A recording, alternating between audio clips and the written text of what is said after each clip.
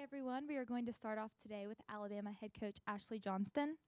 Ashley, what can you all learn from the way that you were able to finish the meet on Friday night with your two highest rotation scores of the season on balance beam and floor that's really going to help you moving forward throughout the rest of the season?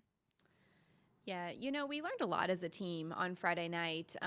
We never want to have mistakes. However, when we do have mistakes, it's such a great opportunity to learn how to rally, come together, not let that phase our next approach. And I feel like the team did a really good job of that. We had a mistake on bars, and then the next person up, when Maddie was up on bars, she really approached it the way that she needed to. She went big, and I think that led to the rest of the team really trusting themselves, and that momentum kept building. And then to finish on beam and floor and have our two highest team scores so far, that was a really big moment for us. And I think that really is going to help us as we progress throughout the season.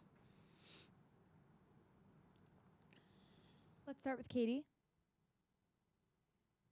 Hey Ashley, what did you learn about the depth of your team Friday night with having some new people kind of enter the lineup, whether it was planned or people that kind of had to step up at the last minute? Yeah, I think we had 6 new routines out there on Friday night. And so that was great to see that depth is there. We've been working really hard on that in the preseason, and we've been working on how to adjust when last minute changes happen. And we never know when they're going to happen, but we know they do happen. And so I love that we had the opportunity to really test that scenario out.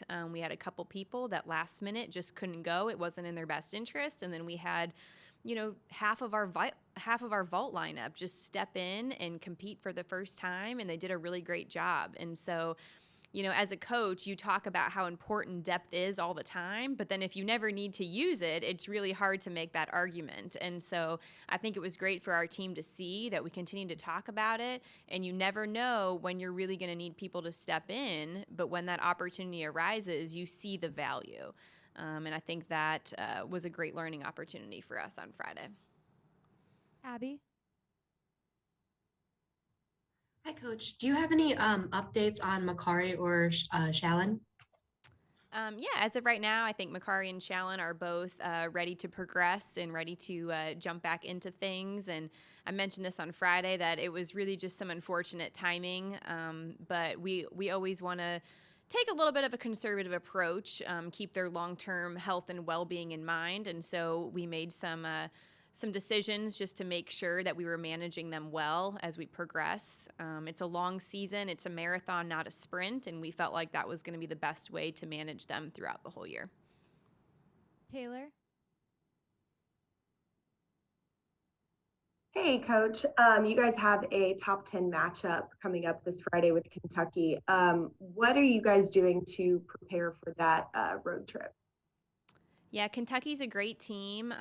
They, year in and year out, they really have been a team that's been one to watch. They've been on the rise for quite a while now. So we expect it to be a really great matchup. We expect a tough environment, another road meet. We expect a very invested crowd. And so we practice that throughout the week. We'll create scenarios where we go through our lineups and try to put some distractions into the mix so that they learn how to adapt. They learn how to not let that phase them and to just sort of drown out the outside noise so that they can focus on what they need to do.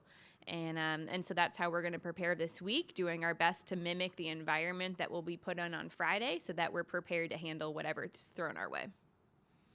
Katie. You just talked about this being a long season, and I know you're only 3 meets in, but is there any concern with, overall team score having gone down each week, or is this just a part of gymnastics and learning and working through mistakes?